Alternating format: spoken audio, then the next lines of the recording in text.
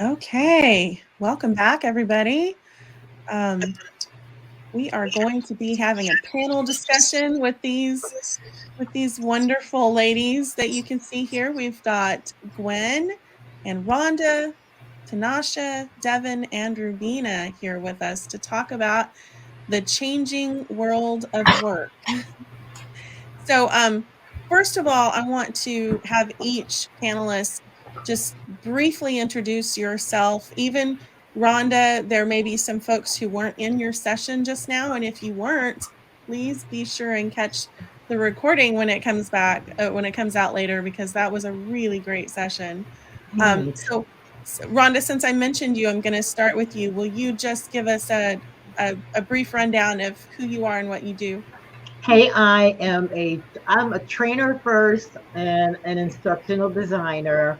I'm a retired Air Force woman and I live in Stone Mountain, Georgia, but I was born in Baltimore, Maryland. And I always say you could take the girl out of Baltimore, but Right. I love what I Okay. do. Yeah, and I'm here now. Great. We're so happy to have you. I really enjoyed your session. Thank you. I've been to Stone Mountain once. My oldest daughter lives near Atlanta. So, Oh, all right. okay. So, She's in school here? no, she's like 32, 33. She is living near, she's in Dallas, Georgia, which is Oh, yeah. just west of Atlanta. I know that And was, yeah. got my first grandbaby there who is turning 1 in a couple of months. So we'll Oh, be back visiting soon. All right. So Gwen, I'm going to go to you. Will you introduce yourself? Hi, thank you, Kayleen. My name is Gwen Navarrete Klapperich, and I currently practice. Well, I own my own company. It's a talent development company called Klapperich International Training Associates. There's a whole story behind that, which I won't go into. But I currently live and work out of Hawaii, and but most of my clients are actually on the continent or on the mainland. So I work all over just remotely. So thank nice. you. Yeah, that would Hawaii. I was talking to Gwen about Hawaii. It would be wonderful. And currently she is in the Philippines and it's 2 a.m. there. So wow. That's dedication. Thanks, Gwen. All right. And Luis, I don't know if you can once we start answering questions, if you can put their videos up or not, but we'll work on that. Tanasha, will you introduce yourself, please? Hey everyone, I'm Tanacha Gaines. I'm the manager of learning experience design for a large education and career placement company. I've been in learning for over 20 years. Happy to do instructional design, instructional strategy, learning experience, all the wonderful buzzwords that have to do with learning. And I'm happy to be here. Hey, Rhonda. Hey. All right. Thank you so much. And Devin, introduce yourself, please. Sure. My name is Devin Torres. I'm actually new to instructional design. I came out of higher ed. And I work with a product management training company called 280 Group. They are based in California, the state, but I am based in California, Maryland, so about 2 hours away from Baltimore. Okay. Yeah, and Home girl. yes, right. I love Baltimore. But please excuse any noise in the background. Part of my changing world of work was having my daughter last year, so she's hanging out with us today too. Yay. Okay, great. I've got my dogs with me. You can see one in the chair behind me, I think. Um, so they may be noisy too. All right. So finally, Rubina, we've been hearing from you all day, but tell us a little bit about yourself. Hey, yeah, instructional designer for the state of Utah, originally from the DC area, born and raised in Maryland, grew out there, went to College Park for college. And so nice to see all these Maryland folks here. Yeah. Um, and specialized in DEI recently for at least the last couple of years, and probably have always been an inclusion kind of personality. And so really working that and infusing that in instructional design these days. And otherwise for the state making mental health and substance abuse training. So really love the projects that I'm working on right now. Great. Well, thank you, Rubina. And just so everyone knows, this this group of panelists, with the exception of Rhonda, was the organizing group for this event. So we are getting together now to just talk about the changing world of work. And my name is Kayleen Holt. I am an instructional designer, been at instructional design for about 16 years. Overall education, I came from teaching for a total of 25 years. So, or 26, somewhere around there. Mm. I own a small business, Scissortail Creative Services, and I am based out of Oklahoma. The Scissortail flycatcher is our state bird, so that's where the name of my company comes from. So anyway, I am so excited to talk to all of you about the changing world of work. And of course, a lot of the changes are driven by the pandemic that we hope is wrapping up, but who knows? So I just want to ask each of you, how has your work changed in the past few years? Not only because of the pandemic, but whatever else, like, having babies and so on. So I'm going to start with Gwen. Thank you. How has your world of work changed? My world of work, well, I actually put my business on hold during the beginning part of the pandemic, just because I had most of my things were in person.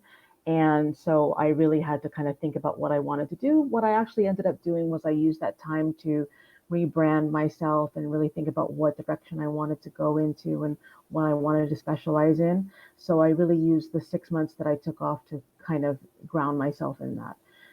Now, I think what's different for me is that many of my clients are actually on the mainland instead of in Hawaii. So that's actually been nice. It's been a great opportunity for me to be able to travel virtually to all these places and present at conferences and present training for various groups throughout the country. So I think that that's actually been the biggest change for me. And personally, my family and I are just kind of along the lines of we're going to take it one day at a time. So, yeah, that's pretty important. The one day at a time kind of attitude. What about you, Rhonda? I really can't say that it's changed a lot. Now I'm not counting pandemic, but the fact that I've been working from home and working virtually for a long time is different. It just continued from where it was before. So not a lot. Now I remember we were in Nashville. I remember the day that my company said I was on site, and I remember the day the company called and said, "Go home now." It was just like weird. What are we doing? So it was an abrupt difference. We were working with the client, doing in-class information, but basically my responsibilities definitely have not changed. On one hand, it gives me more time to go in depth into things, because sometimes the meetings and all that stuff are overly, is too much, but not really, except for my family life. I actually bought a house and moved from Nashville to Georgia during the pandemic. And everything just went, like I think like it would have if it hadn't been a pandemic, but not a lot of change as far as my modus operandi. Not a lot. Yeah, same here. I've been working virtually for a long time. So that part didn't change, but what did change was more people are willing to work virtually. Like even people who were old school and holding on to the old ways of we have to do everything in person are finally realizing that, hey, we don't really have to do everything in person. This works well. So that actually opened up a lot of doors for me, because I have some disabilities that keep me home. So and we've got some comments in the chat about not wanting to go back to in person.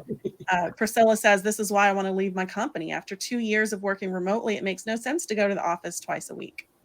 And Dawn says, I hope hybrid/remote is here to stay. So when I ask the remaining panelists, how has your world of work changed? I also want to have you talk about, what do you feel about, would you go back to in-person all the time. And that's assuming everybody's remote. If you're not, tell me. So Devin, I'm going to go to you next. Yeah, so the comment about wanting to leave the company, that's actually kind of what happened with me. I worked in higher ed at this institution for about 5 years, and then at the beginning of the pandemic, probably 4 weeks before we were told, "Hey, go home for 2 weeks and not return," I found out I was pregnant. So that was already kind of changing for me, but being home really shifted my thought process and kind of made me focus on, hey, what's important to me? Not just because I was having a baby, but because I wasn't in the office anymore. And I worked at a PWI. There was definitely some interpersonal things with that kind of came up in the office. So being home, I wasn't facing that, and those kind of stressors that I was facing at work, I wasn't dealing with that. I was working from home. I wasn't running into those interpersonal issues as much because we were remote. The student aspect, losing that face to face with students was hard for me, and I was like, oh, I don't know if this is what I want to keep doing if I lose that.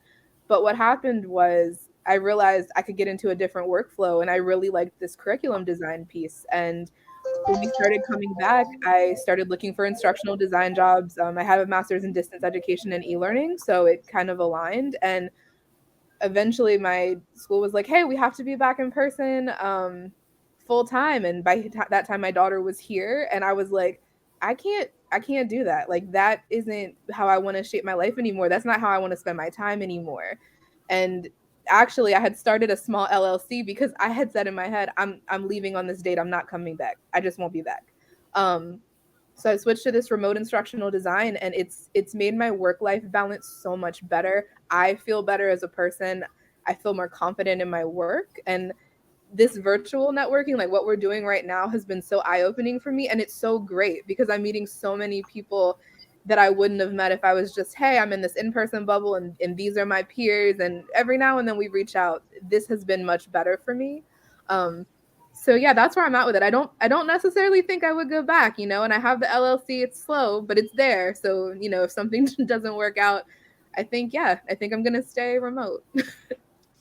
Nice. Yeah. And I love the TLDC events like this one for that same reason that you said, Devin. We get to meet so many fascinating people. I've had some really great conversations at the virtual tables, and, just met some wonderful people and learned a lot. Tanacha, I'm going to go to you next. What do you think about the changing world of work, and would you go back to in person if you're not already? I have been, like Rhonda, been remote for a long time. But for me, the change that I've noticed in myself, and it actually started before the pandemic, was really because of the way work was being done in the building, in person. I felt like there was a lot of waste and lost time. And then I just started stealing my time back while I was in. So this is my advice for folks that are still in the building, is that when there is lunchtime, take lunch.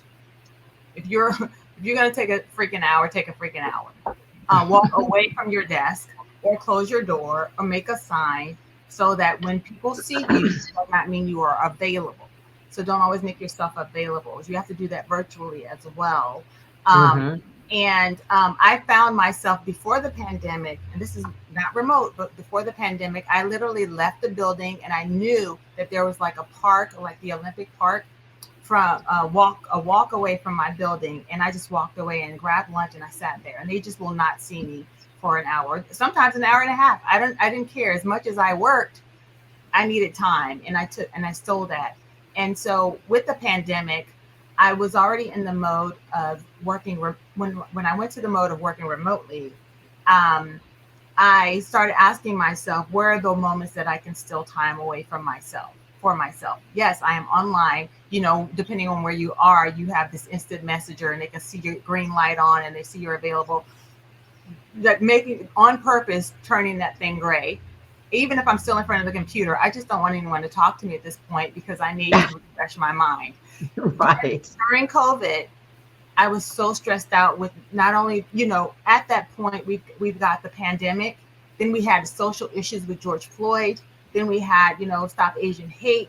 We had so many other things going on. And then, variants of the virus going on that I, again, had to reset my mind to when am I going to steal time for myself? And because I have a path next to, not like a walk away from my house, I go great and I go walking. So my mindset during this change has been stealing time for myself virtually, and making myself unavailable when I'm unavailable and available when I'm available. So I love that so Really, me much. too. Yeah, that is really important for self-care. I am guilty of eating at my desk almost all the time. And looking at my work email when I really should just be relaxing, like in the evenings or whatever, and need to just not do that. I love, Christina says she started using or letting Outlook add in focus time, learning time, breaks, and lunches to her schedule. That's awesome. I like that. What is focus time supposed to be? yeah, I advise you to at least change your scene. Like, I'm guilty of sitting and eating in front of the desk, but now I like go downstairs on the couch and eat and look out the window, or sit in my dining room and look at my phone. Duo my mom while I'm eating. Just walk away if you're still in your house. Walk away from that desk if you can. Absolutely. She says focus time is work time, and it changes your team's chat to do not disturb automatically. Oh, okay. Yeah. Yeah. Okay. So time to focus on a task, so important.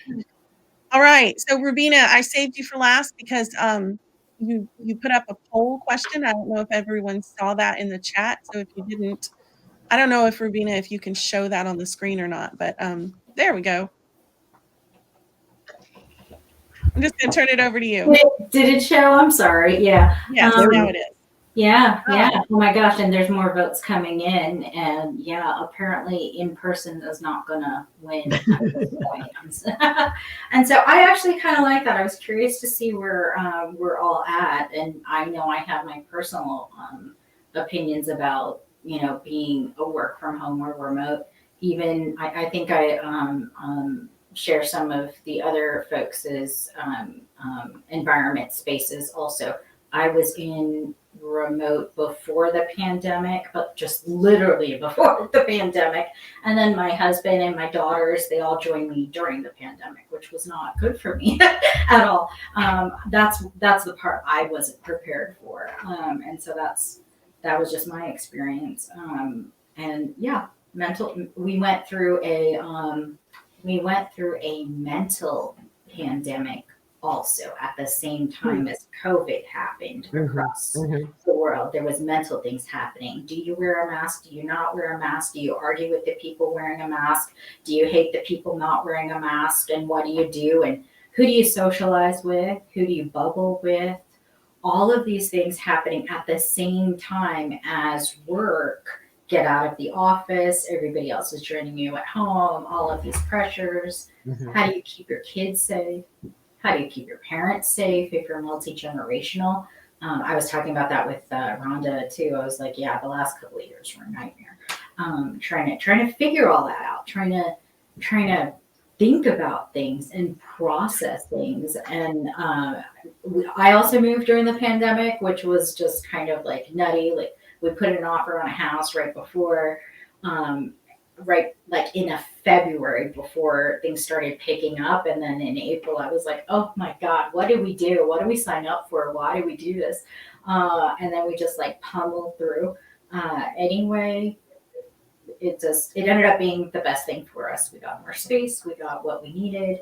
I felt happier working from home afterwards, having the space to do it. But I'm noticing some of the stuff that some people are saying.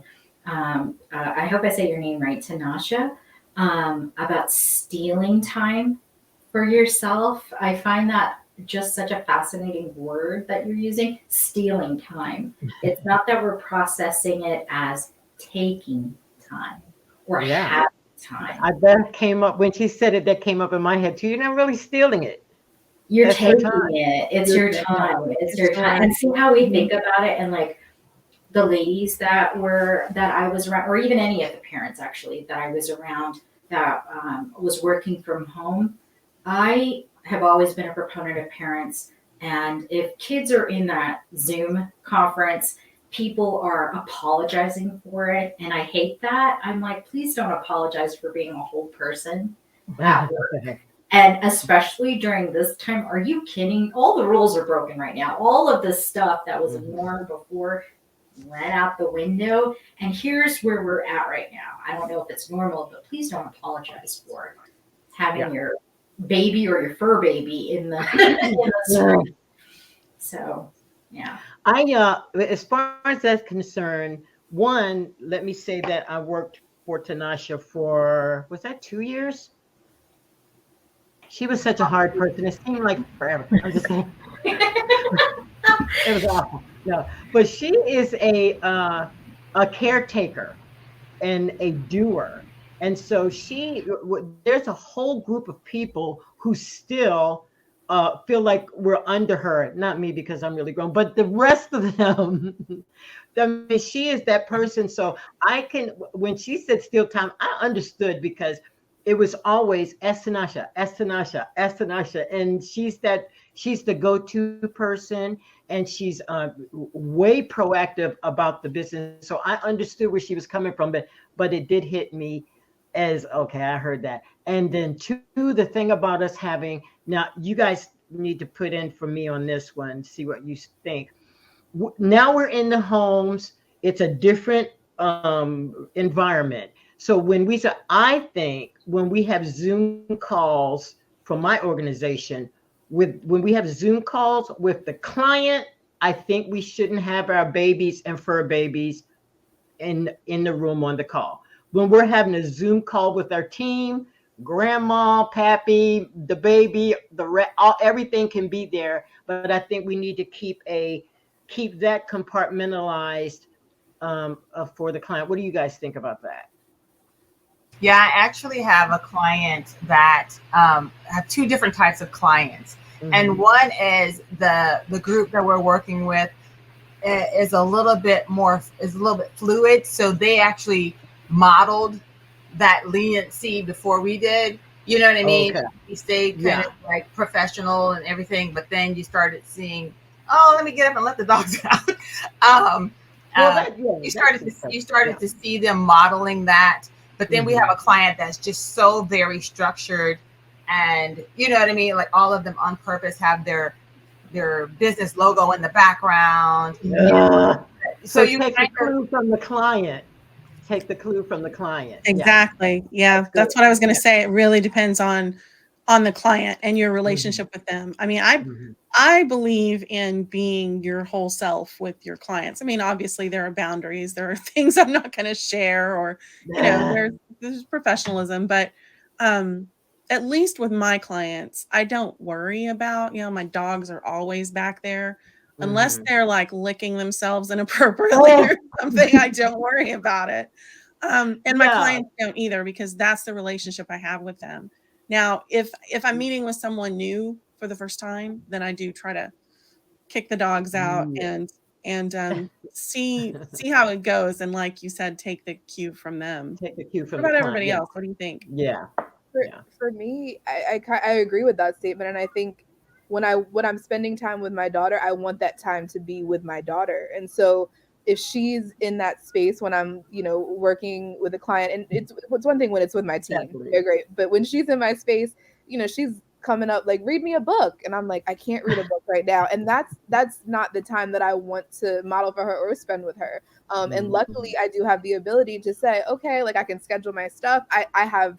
I have the care to do that. And I think that's kind of one of the big things. I was really blessed to be able to say, I'm switching a whole career and I have support when I need it. And I have that backup. It's been interesting to talk to people who don't have that. And I'm kind of interested, like, what do you do? Because for me, I have to separate the two at times. And I know some people, it's not possible.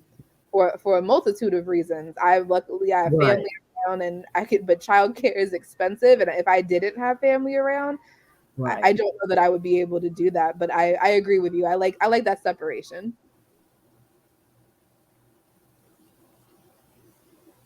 All right, we've got a few comments in the chat. Oh, Tanacha just put it in the chat. Do you want to talk about that? When your dad burst in the room to give you cash? I want $10. This guy has no concept of video conferencing or quiet inside voice or anything. So yeah, I am not sharing him with the world. I'm just not. So I go off camera. Yeah. Yeah, I get that. My husband sometimes he'll come to the door and he's like, can I come in? Because sometimes I'm watching a webinar or something and I'm not on camera and he can You're come right. in, but he's like, is it okay? It's That's no, funny. and he's not that appropriate either. Yeah. Oh, Jamie says, Tanacha, are we related? Are you down the hall from me?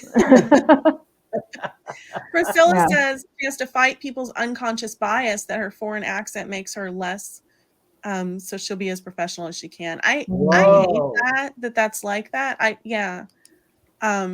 Wow. Yeah, I think this pandemic and just the way that the world has worked over the last couple of years. I mean, this concept of we all have these unconscious biases that we're dealing with, that we've been dealing with forever, but now people all of a sudden are woke and say, "Oh, we didn't realize that this was going on. Why didn't you tell us sooner?" And people say, "Well, we have been telling you. It's just that people haven't been listening." So I understand that it's that need to code switch. It's that need to mask yourself. It's that need to present yourself in a certain way so that you're taken seriously. I can totally understand that. And the thing about the pandemic is it's been good for, like, Kayleen, you mentioned that you have a disability. I have a disability. And for years, people with disabilities have been saying, we can do the work. You just have to let us work from home. And for years, companies said, no, no, no, no, no. That was not possible. It's not going to work. Well, newsflash, we've been doing it for 2 years now. So it can work. And so it's provided opportunities for people. But at the same time, I think that it's also increased people's unconscious bias, because if you're self-conscious about your environment at home, for example, when the pandemic started, I didn't have my office set up. I was sitting on my living room couch taking Zoom calls. And my son, who happens to be really handy, once walked past me without his shirt on, and he was so mortified that the next day he had actually built a screen for me that went behind the couch so that he wouldn't have to worry about it anymore. And so I think that's actually, well, that paid off. It did. It paid off. It's just one of those things that people don't realize, like, oh my gosh, like things happen in people's homes that I didn't realize. And so you either are more understood, people either understand more or they judge you more. And so I think that's kind of a double-edged sword right there. Exactly. I agree. And since you shared that story, I've got to read what Vanessa shared in the chat. And Vanessa will be speaking tomorrow, so don't miss that. She says, my daughter twice in 1 week came in when I was off mute to tell me her sister went poopy. Luckily, it wasn't on a client call.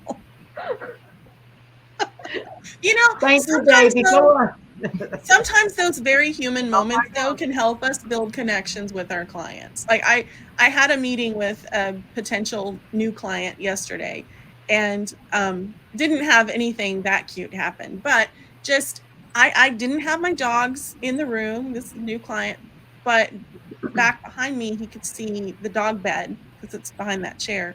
And he said, hey, I see we have something in common. And he turned his camera where it showed the dog bed that was next to his desk. He said, they're not in my office right now, but they usually are. I was like, yeah, I love dogs. That's cool. Good. So it gave us something to talk about. So there's always that. Yeah. So I think we're on that. Go ahead. No, you go, babe. Okay. Christina said her boss had a kid of his run by naked. The one time his background filter wasn't working. Kid was like 3 years old. But yeah, they're pretty unpredictable. See, I'm worried my husband's going to do that. Okay. I want to go back to what Priscilla said, because that's hard, and that's a reality. How did you have anybody help you get around that? Did your team lead, or or are you the boss? I mean, how have you dealt with that? Yeah, Priscilla. I have the same question I wanted to dig in for Priscilla, because I wonder if also because of the accent, it's not the professionalism, but also the doubt in your knowledge and expertise and what you're talking about. Yeah, that's what she That said. comes with it. So Mm-hmm, I'd love to hear mm-hmm. more. I hope she's still here because that is, and it's also disheartening because, why would we have to prove ourselves again and again and again? Like, this is my work. This is what you're admiring is why you hired me. That's my work. And unfortunately, we have to speak up for ourselves like that. It seems petty, but then if you're in the privileged group, you don't have to do it. So you don't understand why we women of women, women of color, women of women, we're always having to, take those little steps. It just happens.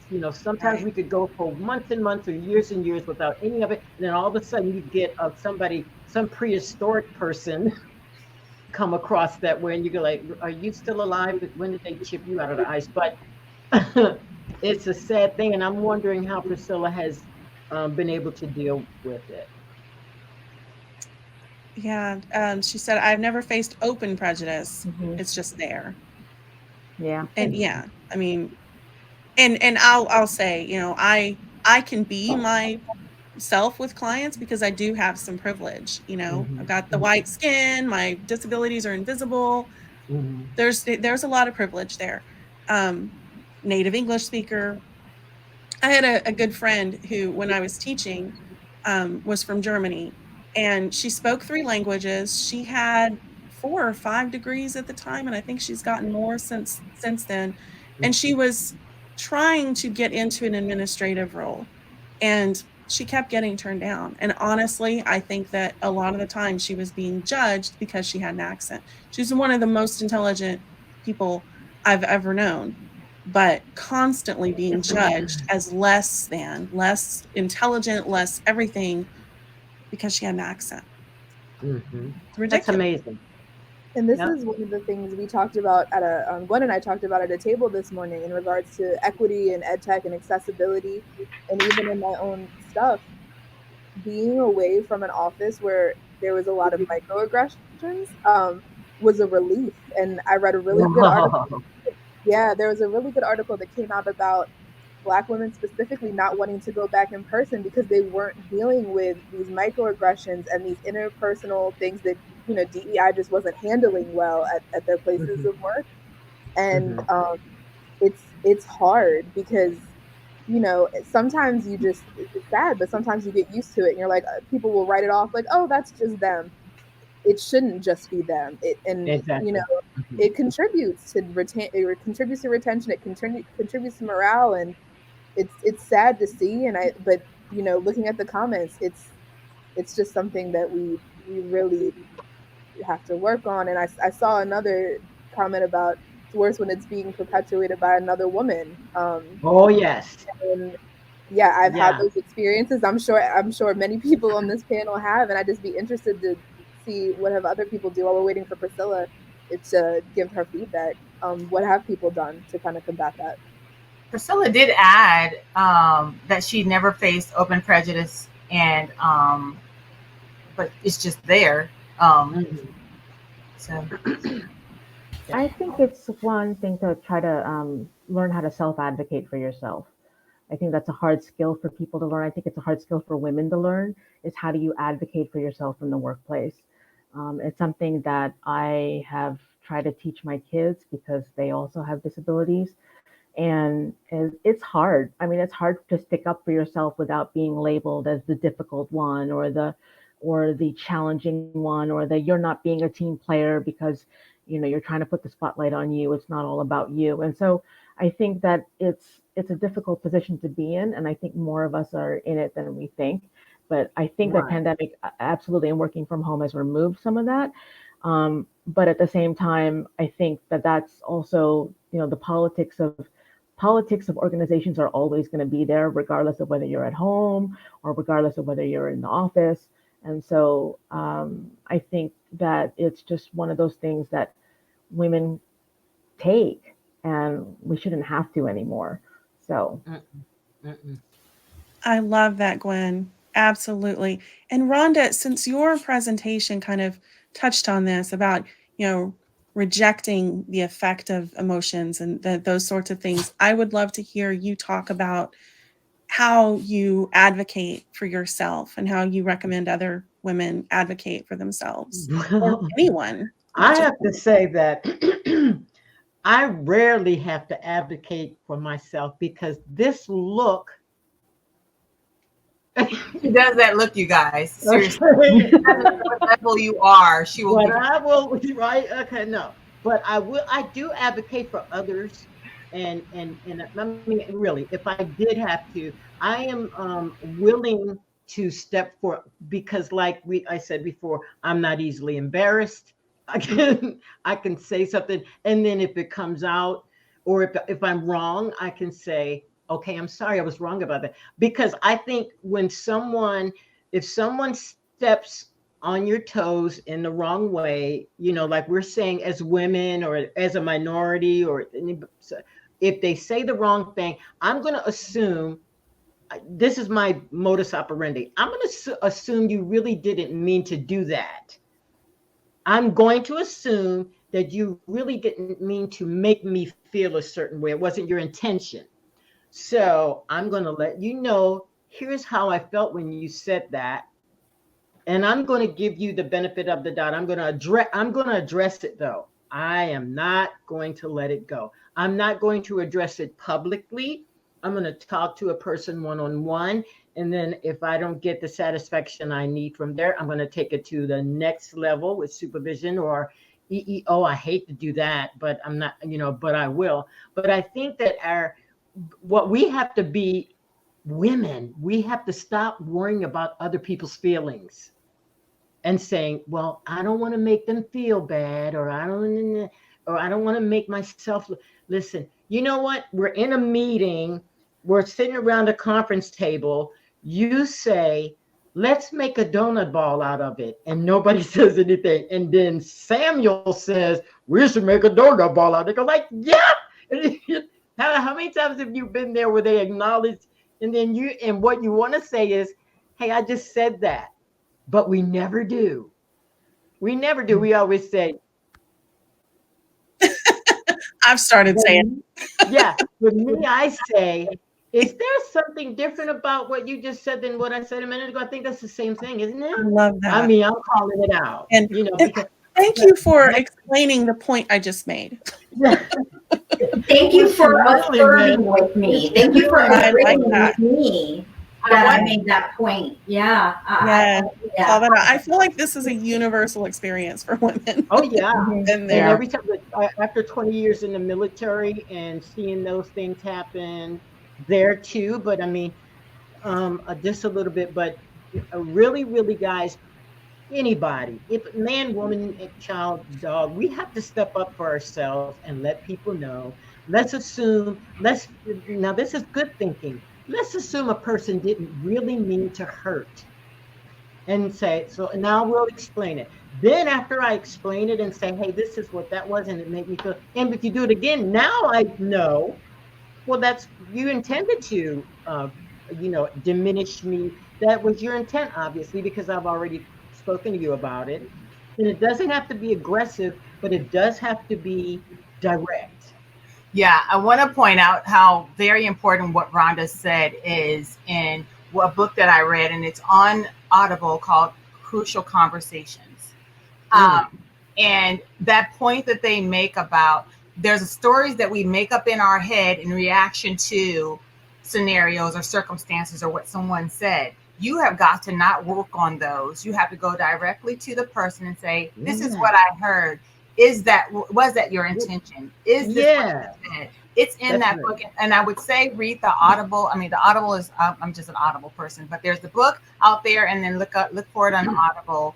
If you are working and you're working towards being a leader, and you have folks under you, I would recommend that you have them have a conversation on some of the topics here on our ways of working and our ways of communicating, things like that. So you can kind of open the floor. This is such a crucial and important thing, especially as women, when we are working with a lot of different types of energies, male energy, even other female energies. And we're trying to to circumvent and navigate some conversations. And sometimes we're just like, oh, you just kind of like, we like to suffer. Not that we like to suffer, but we tend to just take it on and move on. We'll take it and move on. You do not have to take it and move on. You can address it. And this book is very helpful. It was helpful and game-changing for me. So I wanted to share. It's better for everyone. It's better for the team as a whole to learn and be able to make some changes. Why perpetuate those negative behaviors? So it's you know, we've got to think about it like, you know, we're helping our community when we say, you know, I think I don't know if you meant to do that, but it made me feel blah blah blah whatever. So you know, but I mean, do the examine first, do the self-examine first. You know, am I just tripping?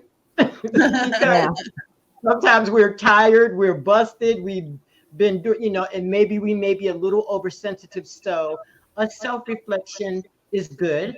And then when you say, okay, no, that did kind of, so then you can go on and make that the record. Why are you laughing, Ravina? I love that.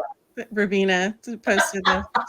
I typed it in to be polite. Am I the person with the issue? Yes, please check yourself. I try to be very self-deprecating also, because for me to be a better person, or for me to ask anybody else to be a better person, I do want to keep myself in check. And I think I'm better at it at the work world than I am in my at home with family. I always think I'm right, and everybody else is. But am I the person who has the issue or the hang up? Is it with me? Or is there something bigger going on, and is it other people? And that's actually kind of hard to do sometimes. So, you know, grew up in the DC area, born and raised, a lot of diversity, and then eventually over time landed out in Salt Lake City. Completely different demographic. I know, you're laughing already. A completely different demographic, completely different mindset, completely different political landscape, environmental landscape. Women aren't as involved in the workspace. Gender equity is such a big, it's just a thing. And I'm that person who I think I found that I could be a leader here just because I don't take any of that for whatever. I don't judge them for what they don't know or where they're not at. It used to eat away at me. I used to think it was personal, and I'm like, you know what? They're just not there yet. They're just not there. They haven't seen the life I've seen. They don't know the things I know. And why do I care about being sucked up into those little petty things? I'm just going to be my person. I really like what Rhonda says of not taking it in. That's the best way to stop it. It's like preventing the stuff from happening to you and internalizing it. And I really love that you gave that to us. And I've started, you know, really just instead of thinking that, oh gosh, they're doing it on purpose. They probably just don't know. I don't want to accept it. I want to address it, figure out how to address it, and then move on so that we can both be in alliance and in agreements at work or whoever. You can address it without being hostile, because that's one of the reasons women acquiesce to some of this behavior, is because it's been depicted that if you address it, you're a bitch. You're aggressive. No. So, you know, so we avoid that. We just take it in, acquiesce, blah, blah, blah. Right. Kara said, and if a man does it, he's a leader. So we conditioned ourselves to, just let it go. But, you know, those days are over. We are realizing who and what we are, what we have to contribute, and we can address it without being aggressive. And have you ever asked somebody a question nicely or addressed something nicely, and they go like, calm down? You're like, I didn't think I had the issue with the wind side. Yes. Calm down. I literally go to 10 and go. It's crazy. But I want to, as far as us acquiescing, I want to share that I was in an Asian Justice Movement rally yesterday. And our AAIP sisters expressed how they are stereotyped into being demure, passive, accepting, and you can kind of say and do whatever you want. And this awesome lady named Helen Zia got on there, and she said, basically, don't F with us. And she was saying that, like, we need to have our voice. We need to let them know not to F with us, and that we are strong and we're not going to just take any old thing that you throw at us. And this is not who we are. We need to, she was just basically saying that we need to, for the Asian community, that we need to put that foot forward as women so that they can really properly identify who and what an Asian woman is and how she operates. And I took that for just all of us as women. Yeah. This particular woman, not that Black woman, Asian woman, this particular woman, for heaven's sakes, so it's just stuff that this is life, and we're dealing with it on more advanced levels at this point. And we have to really, really share that with our sisters and the young women that we know. We really have to let them. We have to model it. Yeah. And I think Go ahead. I think it's important too that when just to kind of to add on to what Rhonda and Tanacha are saying, when people get defensive, the whole "I didn't know that" or kind of that way, it's okay. That's on them. So don't acquiesce just because they have that reaction. I think that's actually when civility can be used as a weapon against women, because civility was based off of the rules of white men. And so according to them, when a woman is civil, she is quiet, she is seen but not heard. And so a lot of times when women fight for their rights, or even other marginalized populations fight for their rights, the feedback is, well, why can't they just be civil about it? Well, in the 50s, it was considered civil for a Black person to ride in the back of the bus. And it was considered uncivil to ride in the front of the bus. So who are these civility rules being made by? And so I think it's important to kind of distinguish that being civil with not being aggressive. I think that it's one of those things that people really don't, they just say, well, why can't you just be civil about it? I am being civil about it. Just not the way that you think I'm being civil about it, Yes, I'm being civil. I haven't choked you yet, so I'm. I am. Oh gosh. Oh my gosh, I'm using that. Well, I want to say we are a little past our time, and I would love to just keep this conversation going and going. But I don't know if Luis would allow that. But we have a couple things in the chat that I do want to address. One is there's been a conversation about ageism among women, about, I guess, us older ladies being condescending or whatever to younger women. And so that's an interesting point of conversation. The other is a suggestion to list our book recommendations. So any of the panelists, do you have book recommendations on the topics that we've been talking about other than crucial conversations? Would love for you to plop those in the chat. If you want to say anything about ageism while you're at it, just go right ahead. I will add, I don't when he's tired of us talking. I don't have a book recommendation, but I did put it in the chat. There is an app that you can actually bring into meetings that measures how often men talk in the meeting and how often women talk in the meeting. So they cannot argue with you anymore that they don't dominate the conversation, because you can actually measure it. It's pretty fascinating. So I did put that in the chat if you want to check it out. I think it's a good tool to use. Oh my God. And then you go to the meeting and all the women are doing like this.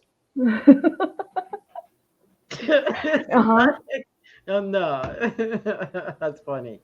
And I will make a comment on the ageism thing. I remember always thinking like, oh, when we're thinking ageism, we're only thinking about our treatment of older people and we need to be really cautious. And then I got into this role where I was the youngest person, and in a meeting with like a board, somebody looked at me and made a joke about like avocado toast as a millennial, and I really just went like, it was embarrassing, and it was quite demeaning actually. And I'm like, that is food, does it matter? But it was kind of eye-opening to think like, that is so disrespectful. And I'm here because I know what I'm talking about. And after that, I had to make it my mission, like Rhonda had said, to remind people, I may not know everything and I may not have 30, 40 years of experience, but I do know what I'm talking about and I'm here for a reason. And I think the more we can do that across the board with age, you know, it's better. It really does happen on both ends of the spectrum, and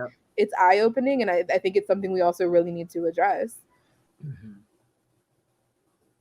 It's been such Thank you. And that's really important because, you know, 30 years of experience, if you're doing the same thing or you're working with bad processes or whatever, really doesn't carry a lot of weight. If you have 2 years of experience doing phenomenal things, then that's more valuable, you know? And we need to remember, I mean, I have learned so much from people who are brand new to this field when I meet them, and they just give me fresh perspectives. And I don't want to reinforce the stereotype that older people are not good with technology, but me personally, I still have a lot to learn about technology. I mean, I'm good with things like Storyline and tools like this. I'm fine. But as far as learning things about like XAPI and any sort of programming languages, that's just, I don't know. And so when someone I can learn from is talking about those things, I don't care how old they are. I just want to learn from them. And yeah, we've got some folks in the chat saying, you know, some people really bash millennials, and it's awful that they do that. And also there's a book recommendation, let me see, from Joanne. I'm finding it again, Nonviolent Conversation. So we'll have to look for that. If you have a link, that would be really helpful, Joanne. And Louise said we can just keep talking as long as we want to. So I don't know when you all have to stop, but okay. Thanks, Dana. Taking a class on LinkedIn Learning on XAPI. I need to do that. And I know Devin Peck has a lot of content on XAPI, so I've been kind of learning from him some too. It's just not something that soaks into my brain very easily, I don't think. Well, wait, what is it, Kayleen? It's like SCORM. It's the way to publish courses, and it allows you to get more data from the courses, really. And that's it helps with analytics. And I know Megan Torrance has her, I love giving her a plug because she just helps teach us through it. There's an XAPI cohort that she offers, and I'll give that link in here. It's a free cohort. Anybody can join. It goes encyclically. And I've done a few of the cohort sessions and stuff and just really learned a lot about it. And for me, I'm not going to be a Java developer tomorrow to kind of get into the weeds of that, but there are some no-code solutions to getting things about XAPI. It helps with understanding data and metrics of your learning. And so gradually, over time, it's taken me at least 6 months to a year for things to digest. So you're just not going to get it tomorrow, but that's a great place to start. I can give an example as well, because if you think of like a learning management system where traditionally API would be like you can pull out the course results, you know what I mean, and the results of the surveys and things like that. Well, XAPI will go a level deeper. And how did they navigate? What page did they spend more time on? Wow. As far as the experience of API is concerned for learner experience. And so you can gather some data from there in, you know, tightening up your training, your delivery, and things like that. So that's just an example. Thank you. Thanks so much. That's really helpful. And yes, the X in XAPI is experience. And Ravina posted a link to that cohort. So if anyone else is like me and wants to learn more about it, there we go. I'm in that cohort right now, and it's been so helpful and amazing as we move into different systems. So 10 out of 10 recommend. Yeah. And Megan Torrance will be on tomorrow. I think she's going to be talking about something different, but she's the one she's our guru for XAPI, I would say. And she's just amazing to learn from. Okay. So So Tanasha's going to have to leave us. I think, it's just before 2:00. It's probably a good time to wrap up. Anyway, this has been so fabulous. Yay! Awesome. We're going to have another panel discussion at the end of the day tomorrow. So be sure and catch that. I'm sure it will be just as wonderful. I appreciate you all. And the chat has just been fabulous. Fantastic. Thanks so much. Yeah. You all have a wonderful day. Bye. Yeah. Bye.